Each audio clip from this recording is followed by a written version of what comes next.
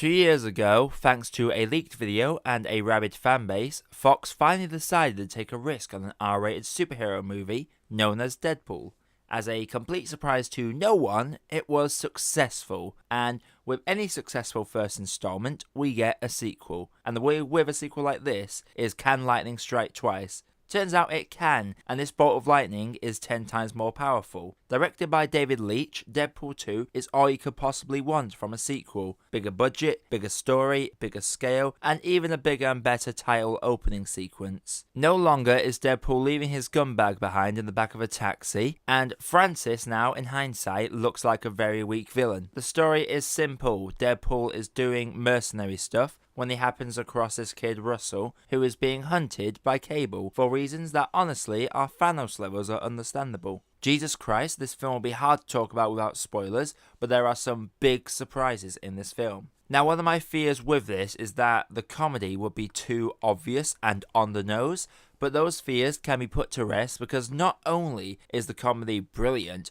but it is also really clever, and that is the kind of comedy that I do enjoy. It is something to behold when a film both manages to embrace the PC culture, yet also tear it a new one. In this day and age of the internet being a platform for people being easily offended, this film knew how to tread that line and be inclusive to everybody. The marketing campaign, for one, I have to admit, is genius. The trailer gives away nothing.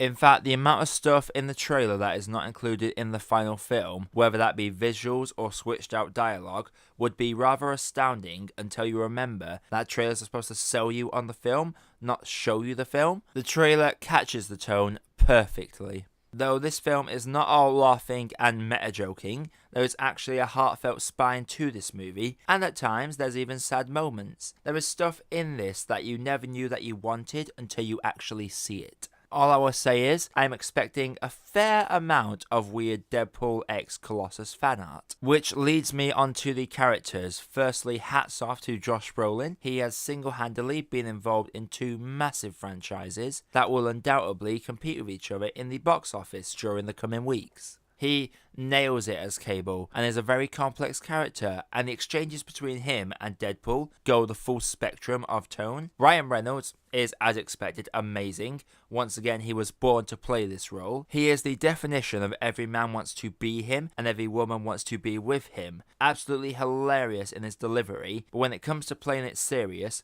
he tugs at your heartstrings to no end. Zazie Beetz is great as Domino. The casualness of a character just cracked me up, and the dynamic her character has with Deadpool means she had to keep up with Reynolds, and for the most part she does just that. Julian Dennison, who played the kid, is good for a kid actor, but his character can feel a little one note. Colossus is back and is even funnier than in the last movie. I am not joking when I mention the fan art, there is genuine chemistry between the 2 characters. Megasonic is also back, and she is a little bit overshadowed by a companion of hers, Yukio, played by Shioli Kutsuna. The 2 make a great team, and Yukio kind of has this vibe of Knives from Scott Pilgrim. And of course we have Peter, who was just great. No reason, Peter is just great.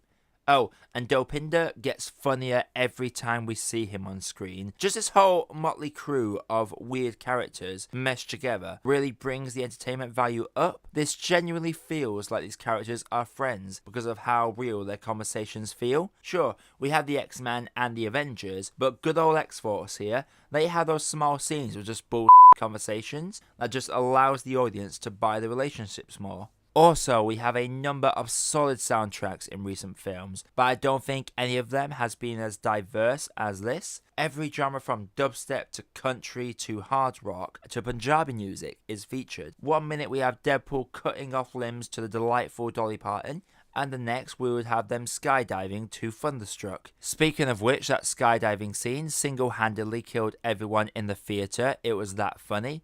One of the most enjoyable aspects for me, which I'm not sure many people noticed, was the fact that every time they even attempted to reference the first one, there would be a new line of dialogue cutting off that reference. Most comedies tend to reference the hell out of the previous film, but in this one, they always keep it fresh and intriguing. My favourite joke is a blink and you'll miss it reference to the amount of X-Men present, and remember when we were dying to see Deadpool done right?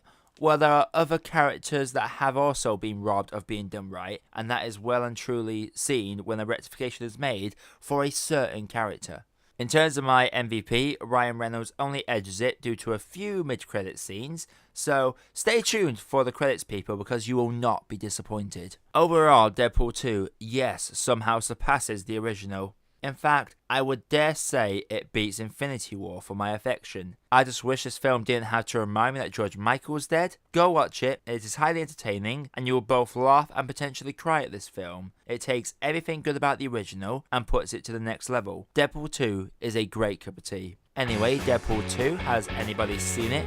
Let me know what you thought down in the comments below, and hit that round subscribe button for more reviews coming all the time.